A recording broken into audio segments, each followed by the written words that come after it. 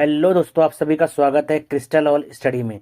This side Pushpendra Singh, your mentor for history domain as well as for CUET general test. चलिए, आज हम यहाँ पर देख रहे हैं।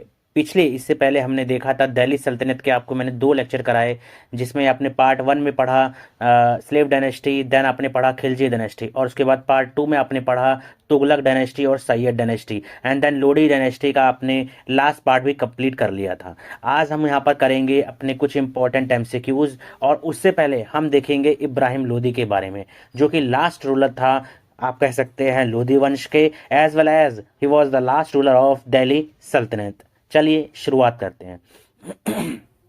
तो he was the last ruler of the Delhi Saltanat and the final sultan of the Delhi. ये आपको याद रखना है कि लास्ट रूलर कौन था, इब्राहिम लोदी था। इसका टाइम पीरियड क्या था, 1517 से 1526, 1517 से 1526। अगर आपको मैं बताऊं कि लोधी वंश कब से कब तक था, 1451 से लेके 1526 तक, ठीक है। और फिर यहाँ पर उसके बाद आता है हमारा यहाँ पर सबसे लास्ट जो रूलर था, इब्राहिम लोदी। इब्राहिम लोदी का किसके साथ बैटल होता है, first battle of Panipat, first battle of Panipat. और यही वो बैटल था जिसके कारण दिल्ली सल्तनत का एंड होता है, डिक्लाइन होता है, और एक नए वंश मुगल डायनेस्टी की शुरुआत होती है। ये बैटल कौन जीता था, बाबर जीता था। बाबर और इब्राहिम लोदी के बीच में ये जंग हुआ था। कहाँ पे हुआ था, पानीपत में। पानीपत कहाँ है, जो हरियाणा में है। कब हुआ था, 1526 में। ये भी आपको याद रखना है कि ये वॉर कब हुई थी, 1526 में हुई थी। 1451 से 1526 तक पूरा ये इनका पीरियड रहा, और उसमें से इब्राहिम लोदी था 1517 से 1526 के बीच में, ठीक है। चलिए, ही वॉज अ अफगान, ठीक है, ये अफगान था। और इस अब इब्राहिम ऑल्सो ये एब्सोल्यूट पावर में विश्वास रखता था, ठीक है। ये सारी चीज़ें आपको याद रखना, और ये भी याद रखना है कि दौलत खान लोधी वो था जिसने बाबर को इनविटेशन दिया था। किस लिए इनविटेशन दिया था, कि वो भारत पे आके अपना अटैक करे। ये आपको याद रखना है 1526 में। और इसके बाद ही कहीं ना कहीं हार हो जाती है इब्राहिम लोधी की, ठीक है। ये आपको बिल्कुल याद रखना है। कॉजेज ऑफ डिक्लाइन में क्या था, सबसे पहला despotic and military governance, lack of the people confidence. मतलब डेस्पोटिक मिलिट्री था, मिलिट्री गवर्नेंस बहुत अच्छा नहीं था, लीडर्स बिल्कुल भी अच्छे नहीं थे, दी जनरेशन था, ठीक है। लाइक जैसे कि उनमें से देखिए, जो one of the most important अगर आप बोल सकते हो जो रीजंस रहे डिक्लाइन के, मोहम्मद बिन तुगलक की आप पॉलिसीज देख लीजिए कैसे रही, और इनकॉम्पिटेशन ऑफ फिरोज शाह तुगलक देख लीजिए कि वो हमेशा पीस में विश्वास रखता था, ठीक है, और अपीजमेंट की उसने पॉलिसी फॉलो की हमेशा। इसी के कारण क्या होता है कि नोबिलिटी के अंदर बहुत ज्यादा ग्रीड आ जाती है, ठीक है। Greed and incompetence among the nobility as well. और एम्पायर ही इतना बड़ा था कि आपके बीच में वो कोऑर्डिनेशन नहीं है, वो कम्युनिकेशन नहीं, जिसके कारण ये सारी दिक्कतें आ रही थी। एंड आप ये भी कह सकते हो द इम्पैक्ट ऑफ तैमूर का इन्वेजन जो हुआ, कहाँ पे हुआ, दिल्ली सल्तनत पे, वो भी एक बहुत बड़ा इम्पैक्ट डालता है। इनके अंदर फाइनेंशियल इंस्टेबिलिटी एज वेल थी। तो ये सारे कुछ रीजंस थे जिसके कारण आप ये कह सकते हैं कि दिल्ली सल्तनत का डिक्लाइन होता है।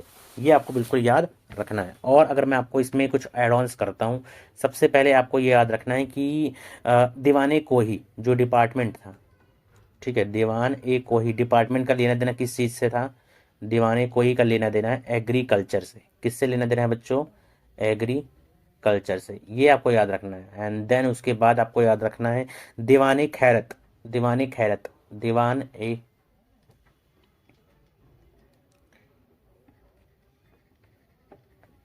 खैरत, दीवानी खैरत, ये किसने स्टार्ट किया था, फिरोज शाह तुगलक ने। ये दोनों चीज़ें आपको याद रखनी है। चलिए, अब हम यहाँ पर एमसीक्यूज तरफ आ चुके हैं और एमसीक्यूज करेंगे, ठीक है। और दिल्ली सल्तनत का मैंने आपको सारा हर चीज़ पढ़ा दिया है, वो आप चीज़ें देख सकते हैं। एक बार जरूर रिकॉल कीजिएगा कि हाँ कैसे चीज़ों को रिकॉल करना है, क्या क्या उसमें मैंने आपको करवाया, एक बार आप रिवीजन जरूर कीजिएगा। चलिए, आज का क्वेश्चन नंबर 1 है, who invaded India in 712 AD and conquered Sindh.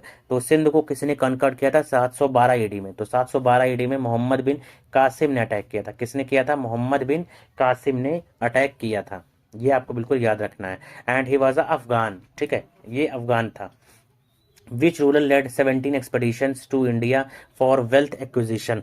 तो वेल्थ एक्विजिशन के लिए 17 बार भारत पे किसने अटैक किया है, तो इसका आंसर क्या हो जाएगा? इसका आंसर हमारे पास अगर आपको देखा जाए ऑप्शंस में से, आप बताइए एक बार। मोहम्मद गजनवी था, मोहम्मद बिन कासिम था, मोहम्मद गौरी था, या फिर जलालुद्दीन खिलजी? तो ये गजनवी था। इसका आंसर क्या हो जाएगा? महमूद गजनवी। ठीक है, महमूद ऑफ गजनवी। इसने 17 बार अटैक किया था। और महमूद गजनवी ही था जिसने सोमनाथ को भी डिस्ट्रैक्ट किया था। कौन से अटैक में? 16वें अटैक में। 16वें अटैक में इसने सोमनाथ पर भी अटैक किया था, ये भी आपको याद रखना है। क्वेश्चन नंबर 3 आता है, who is considered as the founder of Muslim rule in India? तो मुस्लिम रूल इन इंडिया में आप मतलब किसको कह सकते हैं कि हाँ ही वॉज द फाउंडर? तो अगर आप देखेंगे महमूद गजनवी नहीं, मोहम्मद बिन कासिम नहीं, Mohammad Ghori is the right answer, जो कि ये टर्किश था। ठीक है, ये टर्किश था जिसने अटैक किया था। और उसी के बाद कहीं ना कहीं फिर कुतुबुद्दीन ऐबक 1206 में अपना स्लेव डायनेस्टी दिल्ली सल्तनत को शुरुआत करता है। Which sultan initiated the slave dynasty in 1206? तो ये कौन था? कुतुबुद्दीन ऐबक। कौन था बच्चों? कुतुबुद्दीन ऐबक। ये आपको याद रखना है कि he was the Qutubuddin Aibak, जो कि स्लेव था। किसका स्लेव था? मोहम्मद गौरी का स्लेव था।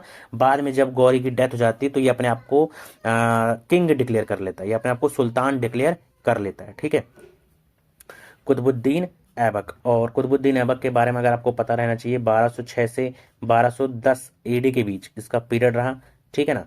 और इसने क्या क्या करवाया था? इसने 2.5 दिन का झोपड़ा बनवाया था। 2.5 दिन का झोपड़ा। इसको लाख बख्श के नाम से भी जाना जाता है, क्योंकि ये चैरिटीज वगैरह करता था, तो इसको लाख लाख बख्श के नाम से भी जाना जाता है।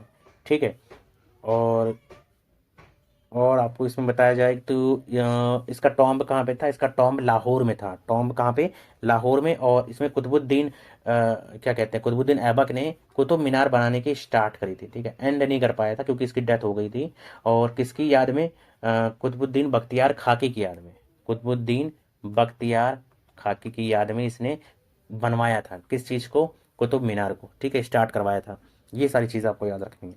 क्वेश्चन नंबर 5 कहता है, who is known as the real founder? Real founder Shamsuddin Iltutmish को कहा जाता है। रियल फाउंडर किसको कहा जाता है? शमशुद्दीन इल्तुतमिश को।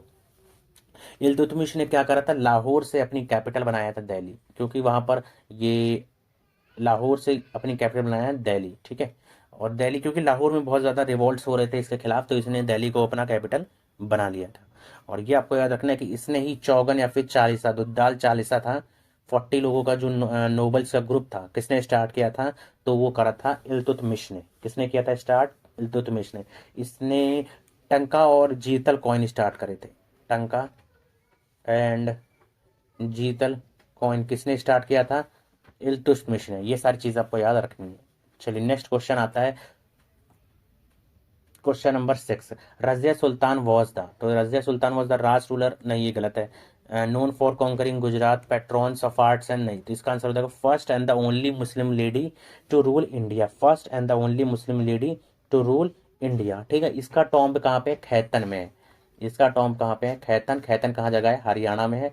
इसका रूल पीरियड 4 साल था, 1236 से 1240 एडी के आसपास। ठीक है, रजिया सुल्तान सिर्फ ऐसी एक मुस्लिम लेडी थी जिसने रूल किया था पूरे इंडिया पे, कह सकते हैं। ठीक है, या फिर दिल्ली पे। Who succeeded Razia Sultana on the throne? तो ऑन द थ्रोन किसने सक्सीड करा था रजिया सुल्तान को? बहराम शाह ने। बहराम शाह कौन था? थर्ड सन। किसका थर्ड सन? इल्तुतमिश का थर्ड सन था ये। ठीक है, इसने सक्सीड किया था। Who introduce the land measurement and revenue fixation collecting produce from peasants as land revenue? तो who introduce the land measurement? तो लैंड मेजरमेंट पे वर्क किसने किया था? अलाउद्दीन खिलजी ने किया था। ठीक है, अलाउद्दीन खिलजी ने किया था, ये आपको याद रखना है। और Alauddin Khilji one of the most important ruler रहा है किसका? खिलजी डायनेस्टी का। ठीक है, और इसने शहनाई मंडी, जो कि ग्रीन्स के लिए होता है, ग्रीन मार्केट के लिए, इसने शहना शहनाई मंडी को इसने स्टार्ट किया था। आप एक बार रिकॉल जरूर कर लीजिएगा जो सर आपको बता रहे हैं। ठीक है, सारी चीज़ें आपको याद रहेंगी। इसका एक स्लेव भी था जो बहुत इंपॉर्टेंट स्लेव था, मालिक काफूर। तो मालिक काफूर किसके समय पे था? अलाउद्दीन खिलजी पे। अमीर खुसरो इन्हीं के कोर्ट में थे। ठीक है, आमिर खुसरो भी किसके कोर्ट में थे? इन्हीं के कोर्ट में थे। और ये भी याद रखना है कि इसने कैशेज में अपना सारा काम करना स्टार्ट करा और इक़्तिदारी सिस्टम को इसने एबॉलिश किया था। किसने एबॉलिश किया था? अलाउद्दीन खिलजी ने इसको एबॉलिश किया था। Who was the successor of Alauddin Khilji, Alauddin Khilji का सक्सेसर कौन था? तो अलाउद्दीन, शिहाबुद्दीन, शिहाबुद्दीन बहुत छोटा था, मालिक काफूर ने इसको राजा किंग बनाया था, लेकिन फिर मालिक काफूर और शिहाबुद्दीन बच्चा था, तो उसको उसको चेंज करके एक नया आ जाता है, ठीक है। और क्या होता है कि मालिक काफूर को मार दिया जाता है, मालिक काफूर को वो मार देता है और एक नया रूलर बनाता है, ठीक है। कौन बनाता है? मुबारक खान बनाता है, अपने आप को ऐसा वो रूलर बनाता है, और किसको मारता है? शहाबुद्दीन को मार के, ये आपको याद रखना है। उसके बाद फिर मुबारक खान को भी कौन मार देता है? मुबारक खान को गाजी मलिक मारता है और तुगलक वंश का स्थापना करता है। Who attempted to introduce token currency, token currency कौन लाने की कोशिश किया था? जिसने सिल्वर को एक्सचेंज किया था, किसने सिल्वर को एक्सचेंज किया था for bronze coin? Insane king कहा जाता है, आप इनको मैड रूलर भी कह सकते हो। तो इनका नाम था मोहम्मद बिन तुगलक, ठीक है, मोहम्मद बिन तुगलक। और इसका बचपन का नाम था जौना खान। क्या नाम था इसके बचपन का? प्रिंस जौना खान। तो इसका आंसर हो जाएगा Mohammad bin Tughlaq. What caused widespread revolts during Mohammad bin Tughlaq reign? क्या रीजन थे जो बहुत ज्यादा ये हुए, वाइड स्प्रेड रिवॉल्ट हुआ? क्योंकि इसने एक्सपेंशन, इरिगेशन, एम्बिशियस, तो आप ये कह सकते हो एम्बिशियस एडमिनिस्ट्रेशन रिफॉर्म्स इसने करने की कोशिश करी। जो 5 चीजें इसने करी थी उसके कारण कहीं ना कहीं वाइड स्प्रेड रिवॉल्ट इसके खिलाफ होता है। 5 चीज़ों में सबसे पहला कैपिटल शिफ्ट करना, उसके बाद फिर इसने टोकन करेंसी लाया, फिर इसके डुआब रीजन में इसने टैक्सेस लगा दिए, फिर कराची का एक्सपेडिशन, और फिर खुसरो का भी एक्सपेडिशन इसने करने की कोशिश करी। तो ये 5 चीज़ें थी इसने जो करने की कोशिश करी थी। Who shifted the capital from Delhi to Devagiri? तो दिल्ली टू देवगिरी किसने करा? मोहम्मद बिन तुगलक ने। इसने कैपिटल को शिफ्ट करने की कोशिश करी थी। देवगिरी का एक और नाम क्या है? दौलताबाद, ये आपको याद रखना है। Question number 13, who was the known for introducing a system of hereditary successions for nobles and army? तो nobles और आर्मी को अपीस करने की कोशिश करा था फिरोज शाह तुगलक ने। किसने करा था? फिरोज शाह तुगलक ने। विच dynasty followed the Khilji dynasty? तो खिलजी डायनेस्टी के बाद कौन सा वंश आता है? सैयद डायनेस्टी, ये आपको याद रखना है, Syed dynasty. Who founded the Lodhi dynasty? Lodhi dynasty की फाउंडेशन करी थी बहलोल लोधी ने। किसने करा था? बहलोल लोधी ने। Who was the son of Bahlol Lodhi? Bahlol Lodhi का बेटा था सिकंदर लोधी, जिसने आगरा का स्टैब्लिश किया और अपनी कैपिटल आगरा को बनाया था। सिकंदर लोधी कंकर्ड विच टेरिटरीज? तो इसने गुजरात और मालवा को कॉन्कर किया था। ये आपको याद रखना कि गुजरात एंड मालवा को इसने कॉन्कर किया था। क्वेश्चन नंबर 19 कहता है which sultan faced defeat in the battle of Panipat against better Babur? तो बाबर के खिलाफ कौन हारा था? इब्राहिम लोधी, ठीक है। किसने, किसके इन्विटेशन पे बाबर आया था? दौलत खान लोधी के इन्विटेशन पे भारत में वो आया था। who is considered as the last Sultan of Delhi from the Lodi dynasty? से तो Ibrahim Lodhi was the last sultan. Who was the first sultan of the Sayyid dynasty? तो किजर Khan, किजर Khan was the first सुल्तान, ठीक है, आपको याद रखना। विच dynasty followed the Sayyid dynasty के बाद कौन सी डायनेस्टी आती है? लोधी डायनेस्टी। सैयद डायनेस्टी के बाद लोधी डायनेस्टी जो लास्ट डायनेस्टी थी। Which sultan of the Sayyid dynasty faced opposition from nobles and theologians? तो सैयद डायनेस्टी में मुबारक शाह था, मुबारक शाह था जिसको अपोज किया था। किसने अपोज किया था? नोबल्स एंड थियोलॉजियंस ने। और फिरोज शाह तुगलक था जिसका सपोर्ट करा गया था, ठीक है। फिरोज शाह तुगलक तुगलक वंश था और ये सैयद वंश था, इसको कंफ्यूज मत कर लीजिएगा। क्वेश्चन नंबर 23 कहता है what cause the downfall of Khilji dynasty? Khilji dynasty का डाउनफॉल होने का क्या क्या रीजन रहा है? अगर आप रीजन में देखेंगे खिलजी खिलजी वंश का, तो खिलजी वंश के लिए आप ये कह सकते हैं कि कहीं ना कहीं खिलजी वंश के लिए तो मंगोल इन्वेजन जो हुआ, ठीक है, मंगोल इन्वेजन आप ये डाल सकते हैं कहीं ना कहीं इसका answer. Question number 24, who introduce the hereditary principle on the in the administration? Hereditary principle किसने एडमिनिस्ट्रेशन में लाया था? तो वो था फिरोज शाह तुगलक। कौन था? फिरोज शाह तुगलक, ठीक है। और अलाउद्दीन खिलजी तो बिल्कुल इसके अपोजिट था। अलाउद्दीन खिलजी का कहना था किंगशिप नोज नो किंगशिप। ये किसने कहा था? अलाउद्दीन खिलजी ने। ये आपको याद रखना है कि ये kingship knows no kingship, kingship knows no kinship. Kinship होता है रिश्तेदारी, ठीक है, कोई ये, तो ये आप समझ सकते हैं कि हाँ किसने कहा था। Question number 25, what mark the end of the Tughlaq dynasty? Tughlaq dynasty के लिए अगर इसमें देखा जाए तो ऑलमोस्ट सभी ये रीजंस रहे हैं। एक बार इसको आप ये चेक करना पड़ेगा, इसमें ऑप्शन ऑलमोस्ट सभी लग रहे हैं क्योंकि नेचुरल कैलेमिटी तो नहीं था। तुगलक वंश के दौरान इंटरनल कॉन्फ्लिक्ट्स, यस, इसका आंसर क्या हो जाएगा? इंटरनल कॉन्फ्लिक्ट्स, क्योंकि शहाबुद्दीन और मुबारक शाह के बीच में क्या हो रहा था, बहुत ज़्यादा युद्ध हो रहे थे। तो ये आपको याद रखना है, ठीक है। हु सक्सीडेड अलाउद्दीन खलजी, अलाउद्दीन खलजी के बाद कौन बनता है, शिहाबुद्दीन बनता है। Which sultan initiated the construction of Qutub Minar in the honour of Khwaja Qutbuddin Bakhtiyar Kaki, तो इसका आंसर हो जाएगा कुतुबुद्दीन ऐबक।